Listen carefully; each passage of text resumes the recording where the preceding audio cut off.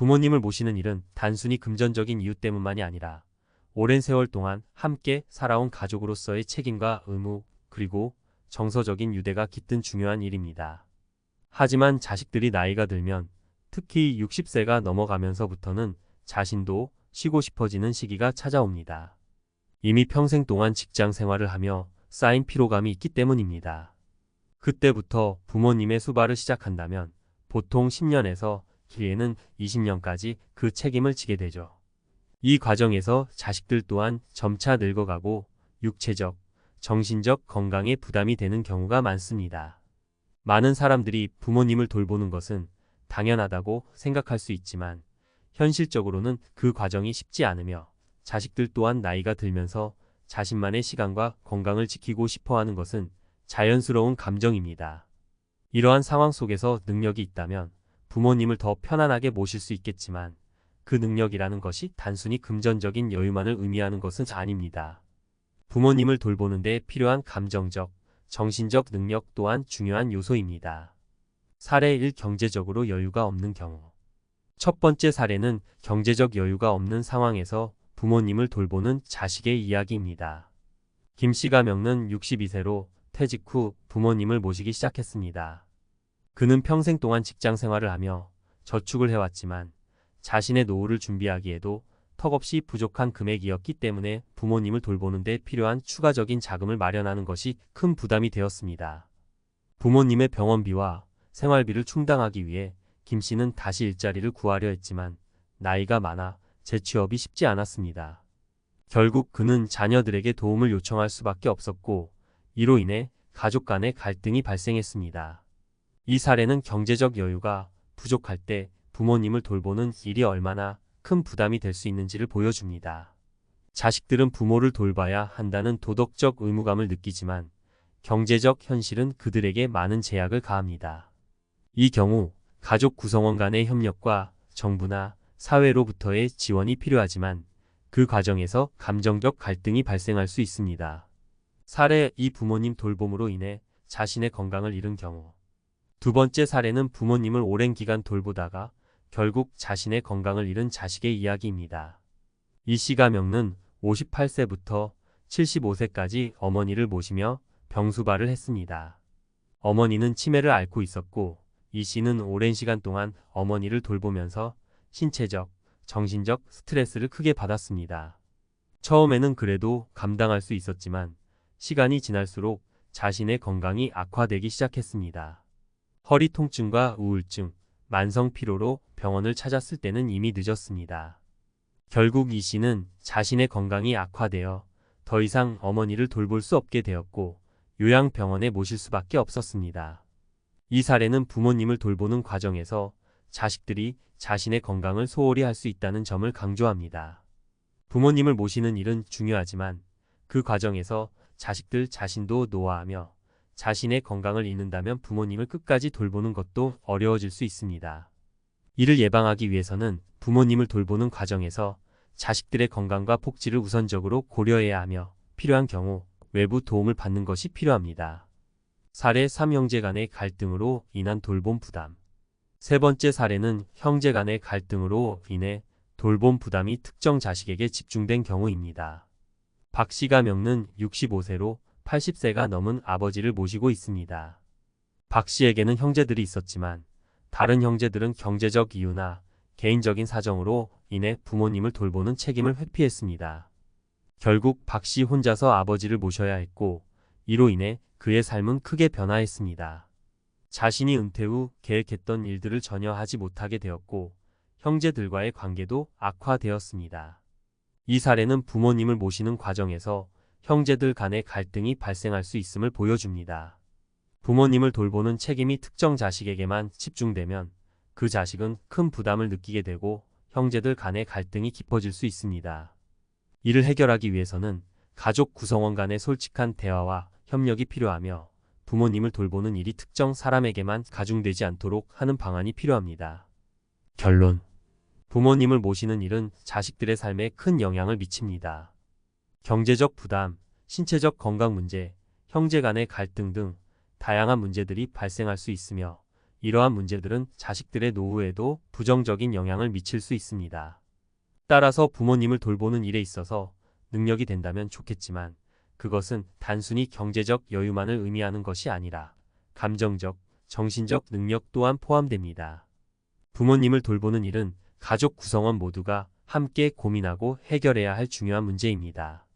자식들이 부모님을 돌보는 과정에서 자신들의 삶과 건강을 소홀히 하지 않도록 주의하고 필요한 경우에는 외부의 도움을 적극적으로 이용하는 것이 중요합니다. 앞서 언급한 사례들에서 보듯이 부모님을 모시는 일은 단순한 책임감 이상으로 복잡한 현실적인 문제들을 동반합니다. 이제 이 문제를 더 깊이 들여다보고 이러한 상황에서 어떻게 더 나은 방향으로 나아갈 수 있을지 이야기해 보겠습니다. 부모님을 모시는 것이 자식의 의무일까? 한국 사회에서는 오랜 시간 동안 부모님을 모시는 것이 자식의 당연한 의무로 여겨져 왔습니다. 특히 부모가 자식을 위해 평생을 헌신했다는 점에서 자식이 부모님을 돌보는 것이 당연하다는 문화적 통념이 존재합니다.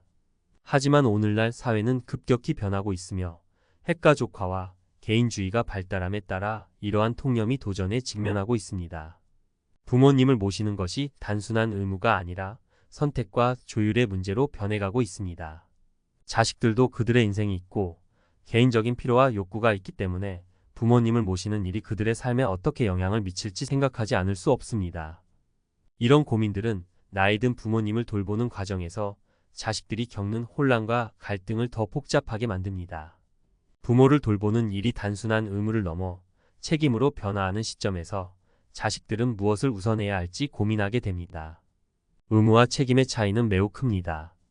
의무는 감정적으로나 사회적으로 강요되는 것이지만 책임은 그것을 다룰 수 있는 능력과 자원이 있을 때 수행할 수 있는 것입니다.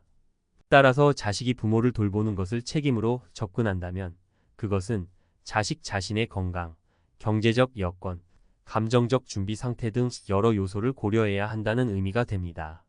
장기적인 돌봄의 현실. 부모님을 돌보는 과정은 짧게 끝나는 일이 아니라 장기적인 일이 될 가능성이 큽니다.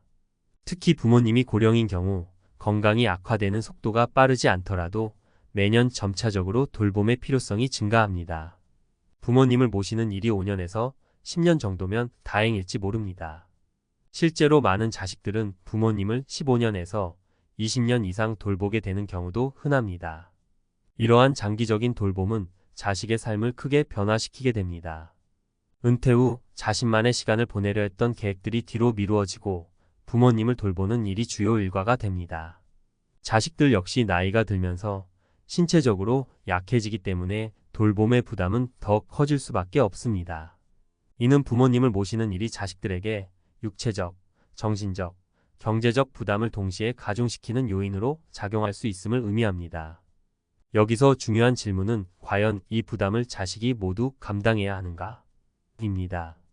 한국 사회에서는 여전히 자식이 부모를 모시는 것이 도덕적 의무로 여겨지지만 오늘날 많은 나라에서는 정부나 사회적 시스템이 이 부분을 대체해주거나 보조해주고 있습니다.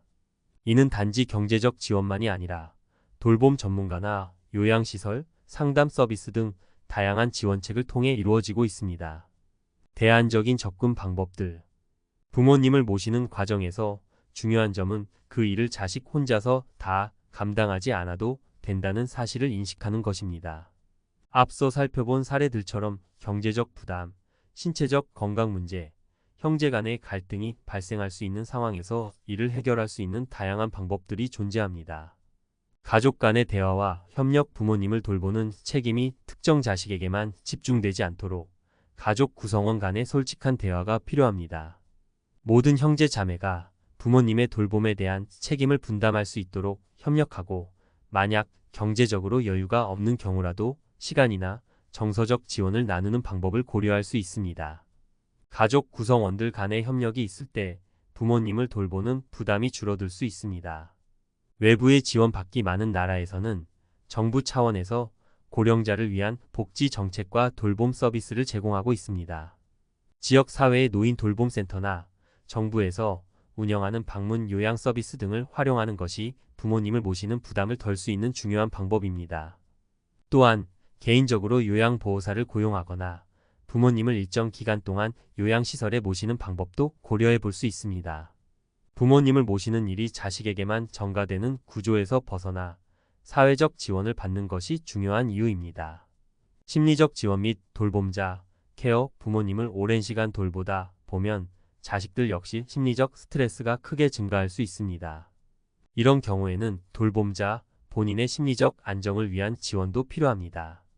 부모를 돌보는 자식들이 느끼는 감정적 부담과 우울감을 해소할 수 있는 상담 서비스나 심리 치료를 받는 것이 돌봄 과정에서 중요한 요소가 될 수 있습니다.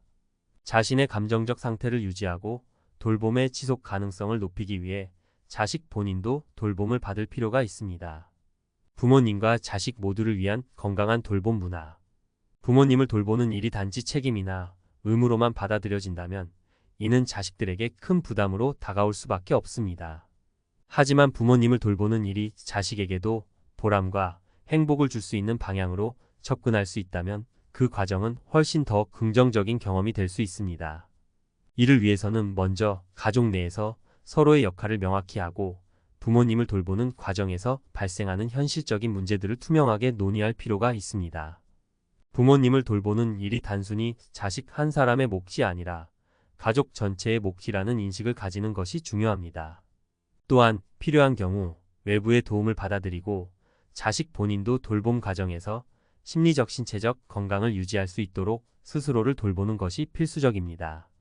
이러한 노력들이 이루어진다면 부모님을 모시는 일은 자식들에게 부담만 되는 것이 아니라 부모님과의 정서적 유대감을 강화하고 자식들 스스로의 인생에서도 중요한 가치를 부여하는 의미 있는 시간이 될 수 있을 것입니다.